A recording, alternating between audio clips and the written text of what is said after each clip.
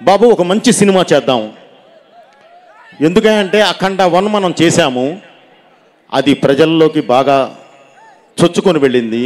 అఖండ 2 అంటే ఈ తాండవం చేస్తే నిజంగా పరమేశ్వరుడే కనిపించాలి, అంత అద్భుతంగా మనం చెయ్యాలి అని ఒక సినిమా ప్రారంభించాం. ఒక మంచి సినిమా ప్రారంభించాం. తీసి చూసుకున్న తర్వాత తెలిసింది అది భగవత్ కార్యక్రమం అని. ఆ భగవంతుడే ఆ కార్యక్రమాన్ని మాతో చేయించాడు అని, ఆ భగవంతుడే మా వెనకాలుండి నడిపించాడు అని. ఎందుకంటే బ్రదర్, ఈ మాట ఎందుకు చెప్తున్నానంటే, మేము చేసిన లొకేషన్స్ కొన్ని చూస్తే మీరు నిజంగా మేము వెనక్కి వచ్చాము అంటే మీరు నమ్మరు. దానికి కారణం భగవంతుడే మాకు పాతేసి నడిపించాడు. అలాగే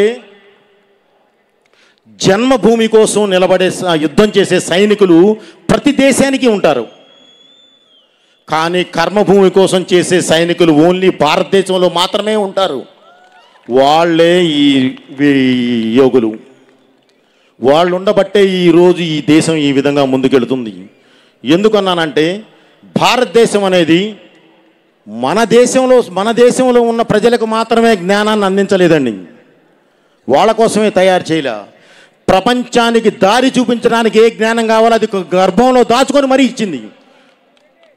ఎందుకు ఈ మాట అంటున్నానంటే, రామాయణం కానివ్వండి, భారతం కానివ్వండి, భాగవతం కానివ్వండి, అసలు సాక్షాత్తు ఆ కృష్ణ పరమాత్ముడే తన నోటి నుంచి వినిపించిన భగవద్గీత కానివ్వండి, ఈరోజు ప్రపంచ దేశాలకు ఒక మార్గదర్శకం అయినాయి. చిన్న మనం నెగ్లెక్ట్ చేస్తున్నాము, అది చేయకూడదు. ఓకే, ఇంత మార్గదర్శకం ఇలా నడిపించే ఈ దేశాన్ని ముట్టుకుంటే దేవుడు ఊరుకుంటాడా? ఊరుకోడు కదా. మృత్యుంజయుడైన ఆ దేవుడే మృత్యువై మీద పడి యుద్ధం చేస్తాడు. ఆ మృత్యువుకి రూపం అద్దితే అతనే అఖండ. అతను చేసే తాండవమే అఖండ తాండవం.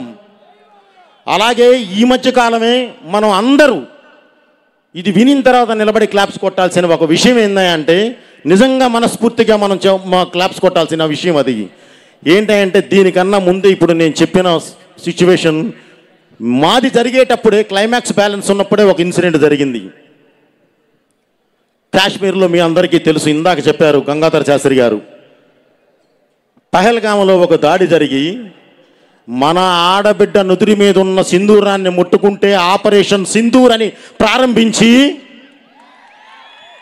భారతదేశం అంటేనే యుద్ధం అనే మాటగా, యుద్ధం అనేది అసలు మాట వచ్చిందే, సృష్టించిందే భారతదేశం. అలాంటి భారతదేశంతో యుద్ధం చేస్తే ఎలా ఉంటుందో చూపించారు మన సైన్యం. 9 నిమిషాల్లో టార్గెట్